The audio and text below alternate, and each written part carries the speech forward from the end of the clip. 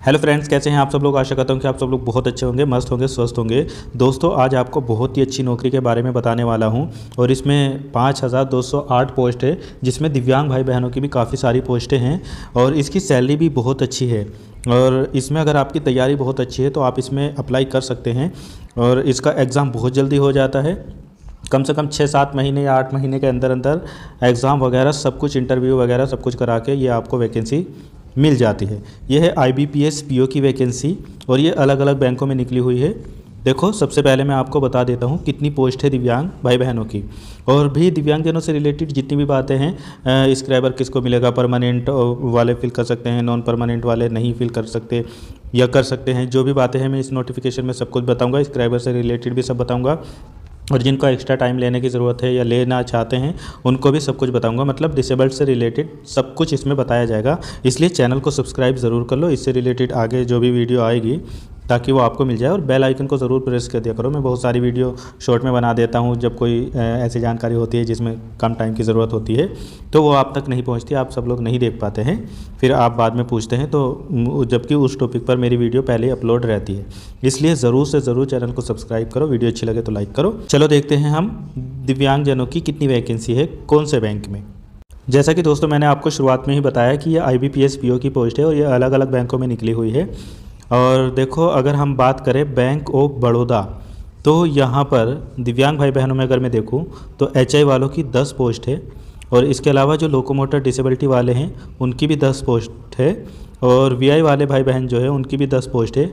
और यहाँ पर ID, इसी में मल्टीपल डिसेबल्ड और ऑटिज़म और स्पेशल लर्निंग वगैरह वाले सब आ जाएंगे, इनकी भी यहाँ पर 10 पोस्ट है। मैं अभी आगे बताऊंगा कौन कौन डिसेबल्ड इसमें अप्लाई कर सकते हैं। लगभग बहुत सारे डिसेबल्ड ऐसे हैं जो इसमें एलिजिबल है, सबके बारे में आगे बताऊंगा। देखो, इसमें बैंक ऑफ इंडिया में भी वैकेंसी है, जिसमें सभी कैटेगरी की HI, OH, VI, ID सबकी 7-7 पोस्ट है यहाँ पर।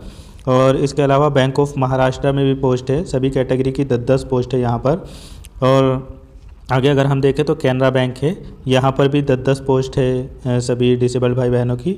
और सेंट्रल बैंक ऑफ इंडिया, यहाँ पर 5-5 पोस्ट है सभी HI, OH, VI, ID सभी दिव्यांग भाई बहनों की।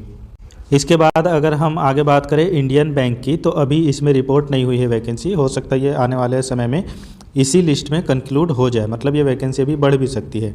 ठीक, आगे इंडियन ओवरसीज़ बैंक है, यहाँ पर अगर हम बात करें तो HI वालों की यहाँ पर 4 पोस्ट है, और OH कैटेगरी वालों की यहाँ पर 5 पोस्ट है, VI वालों की 7 पोस्ट है, और ID वालों की भी यहाँ पर 6 पोस्ट है। इसी तरीके से पंजाब नेशनल बैंक में सभी कैटेगरी वालों की यहाँ पर, वो HI हो, OH हो या VI ID वाले हो, यहाँ पर सबकी 2-2 पोस्ट है। और सबसे ज़्यादा पंजाब एंड सिंध बैंक में यहाँ पर HI की 16 पोस्ट है, यहाँ पर इनकी सबसे ज़्यादा है। और OH कैटेगरी वालों की यहाँ 3 पोस्ट है, VI वालों की भी 3 पोस्ट है। और मल्टीपल डिसेबल्ड या ID वाले जो है वो आगे मैं आपको बताऊंगा कौन कौन इसमें कंक्लूड है, उनकी भी यहाँ पर 11 पोस्ट है। बाकी अभी यूको बैंक की और यूनियन बैंक की पोस्ट जो है वो रिपोर्ट नहीं हुई है। इस तरीके से अगर हम इन सभी बैंकों में बात करें तो डिसेबल्ड भाई बहनों में HI वालों की यहाँ पर 64 पोस्ट है, और जो OH वाले हैं मतलब ऑर्थोपेडिकली चैलेंज वाले हैं उनकी यहाँ पर 52 पोस्ट है, और VI वालों की भी यहाँ पर 54 पोस्ट है। और अगर मल्टीपल डिसेबल्ड या ID वगैरह वालों की बात करो तो यहाँ पर भी 61 पोस्ट है। तो मतलब पोस्ट बहुत अच्छी खासी है, आप इसमें अप्लाई कर सकते हैं। देखो दोस्तों, ये फॉर्म जो है वो फिल होना शुरू हो गए हैं 1 जुलाई 2025 से, और ये केवल और केवल 21 जुलाई तक ही फॉर्म भरे जाएंगे। इसलिए आपके पास में केवल 20 दिन का टाइम है, अब तो 20 दिन का भी नहीं है, 15 या 16 दिन का टाइम है। आप इसी में अप्लाई कर दो बहुत जल्दी, और इसकी फ़ीस जो है वो भी आप 21 जुलाई तक ही सबमिट कर सकते हैं। इसके अलावा जो भाई बहन पेट के लिए यस करते हैं उनका अगस्त में पेट हो जाएगा, और इसके अलावा जो इसका प्रीलिम पेपर होगा, प्री जो एग्ज़ाम होगा, उसका जो एडमिट कार्ड वगैरह आना होगा, कॉल लेटर वगैरह, वो भी अगस्त में आ जाएगा, और अगस्त में ही आपका एग्ज़ाम भी हो जाएगा। फिर सितंबर तक आपका रिज़ल्ट आ जाएगा, और जो आपका सेकंड पेपर होगा, मेन पेपर होगा, वो सितंबर अक्टूबर में होगा, उसका कॉल लेटर आ जाएगा, और मेन एग्ज़ाम आपका अक्टूबर में हो जाएगा, और रिज़ल्ट भी आपका नवंबर में आ जाएगा। इसके बाद जो पर्सनैलिटी टेस्ट होता है इसमें, वो भी आपका ये समझ लो कि नवंबर दिसंबर 2025 में ही हो जाएगा। और 2026 के शुरुआत में, मतलब आपके लिए न्यू ईयर का गिफ्ट समझ लो, 2026 में आपका सिलेक्शन हो जाएगा। दोस्तों, इस फॉर्म को फिल करने के लिए आपके पास में केवल और केवल ग्रेजुएशन होना चाहिए। अगर आपका ग्रेजुएशन कंप्लीट है तो आप इसमें अप्लाई कर सकते हैं। इसमें 12th नहीं मांगा गया है, इसमें ग्रेजुएशन मांगा गया है। तो जितने भी ग्रेजुएशन वाले हैं वो इस फॉर्म को अप्लाई कर सकते हैं। इसमें नॉर्मली एज जो मांगी गई है वो मिनिमम 20 वर्ष मांगी गई है और मैक्सिमम 30 वर्ष मांगी गई है। लेकिन जितने भी डिसेबल्ड भाई बहन हैं वो किसी भी कैटेगरी के हो, सभी को यहाँ पर 10 वर्ष की छूट मिलेगी। आप देख लो कौन कौन डिसेबल्ड इसमें अप्लाई कर सकते हैं। देखो, अगर आप विजुअली इम्पायर्ड है तो आप इसमें अप्लाई कर सकते हैं। मतलब अगर आपको ब्लाइंडनेस है, टोटली ब्लाइंड है तो भी अप्लाई कर सकते हैं। अगर आप लो विज़न हैं तो भी इसमें अप्लाई कर सकते हैं। अगर आप हियरिंग इम्पायर्ड मतलब HI है तो भी इसमें अप्लाई कर सकते हैं। उसमें भी अगर आप डेफ है तो भी अप्लाई कर सकते हैं। और आप हार्ड हियरिंग वाले हैं तो भी इसमें अप्लाई कर सकते हैं।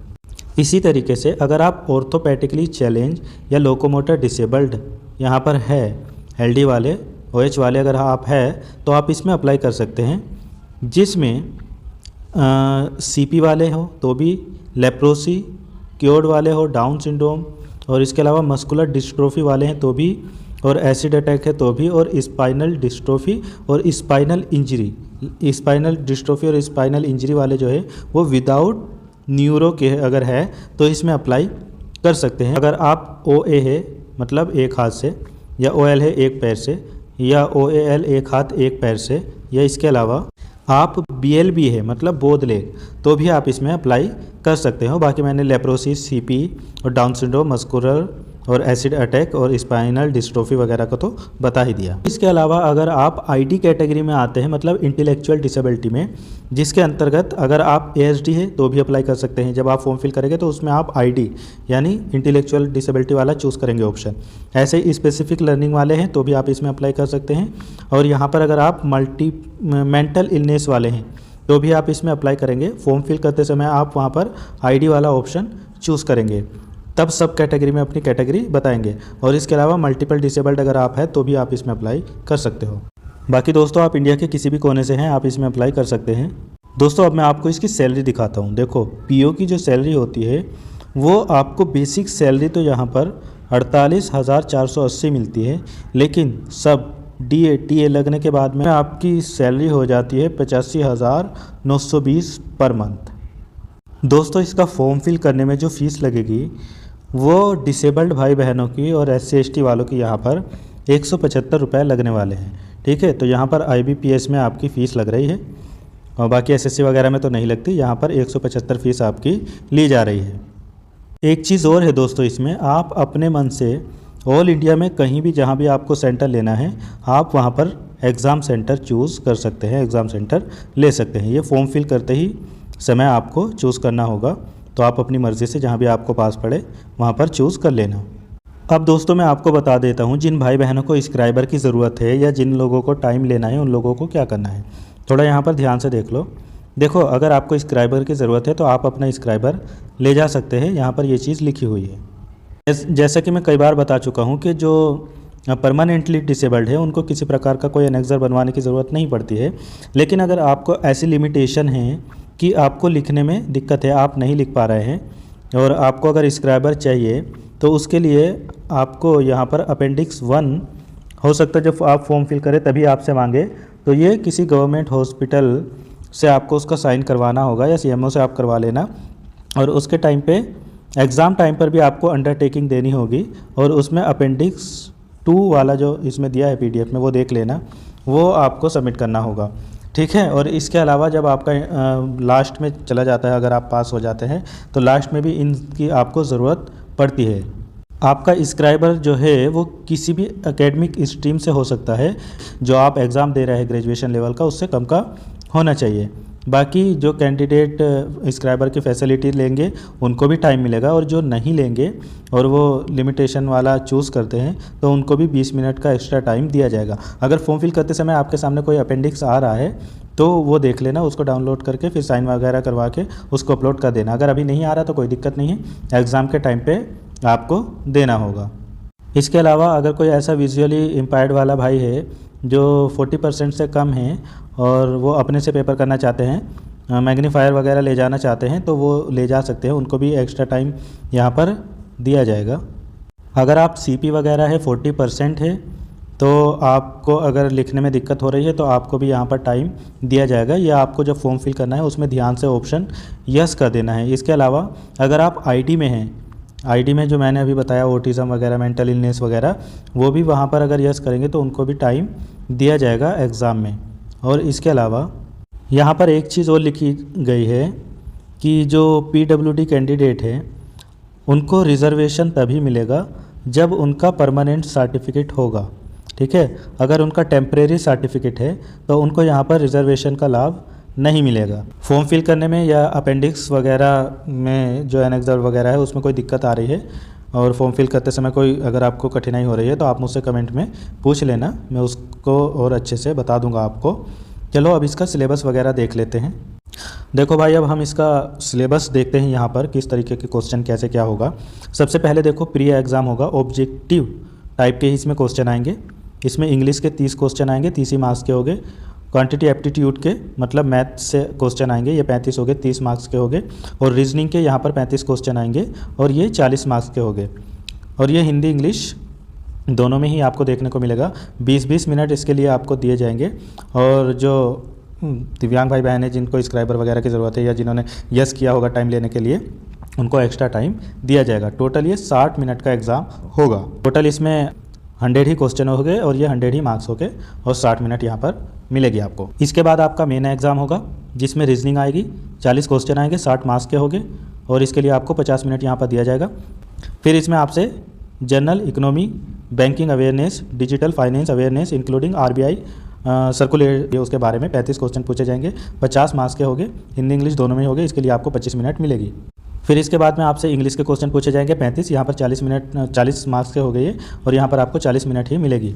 फिर डाटा एनालिसिस इंटरप्रिटेशन के क्वेश्चन पूछे जाएंगे 35, ये भी 50 मार्क्स के हो गए और यहाँ पर 45 मिनट आपको मिलेगी। टोटल क्वेश्चन यहाँ पर 145 हो जाएंगे, ये टोटल मार्क्स हो जाएंगे 200 यानी 200 और आपको 160 मिनट्स यहाँ पर टोटल मिलेगी। फिर इसके बाद में डिस्क्रिप्टिव पेपर होगा जिसमें ऐसे एंड कंप्रीहेंशन के क्वेश्चन आएंगे 2 और ये 25 मार्क्स के हो गए, इंग्लिश में होगा ये और इसके लिए आपको 30 मिनट मिलेगी। इसके बाद में आपका पर्सनालिटी टेस्ट होगा। पर्सनालिटी टेस्ट जो होगा वो नॉन क्वालिफाइंग होगा, इसमें कोई क्वालिफिकेशन वो नहीं चाहिए कि आपको क्वालिफाई होना है, लेकिन इसमें आना मतलब जब ये बुलाएंगे जिस डेट को उसमें जाना मैंडेटरी है, क्योंकि यहाँ पर ये आपको इंटरव्यू के लिए देखेंगे, तब उसके बाद में आपका इंटरव्यू होगा। अगर आप पर्सनालिटी टेस्ट में नहीं आएंगे तो हो सकता है आपको यहाँ पर इंटरव्यू के लिए फिर बुलाया ही ना जाए, इसलिए इसमें भी जाना ज़रूरी है। तो बाकी तो अभी इसमें बताने वाला कुछ ऐसा बचा नहीं है। अगर अभी कोई डाउट है तो मुझसे कमेंट में ज़रूर पूछना, वीडियो को लाइक शेयर ज़रूर करना और चैनल को सब्सक्राइब ज़रूर करना। मिलता हूँ फिर किसी और वीडियो में जल्दी ही। Thank you so much.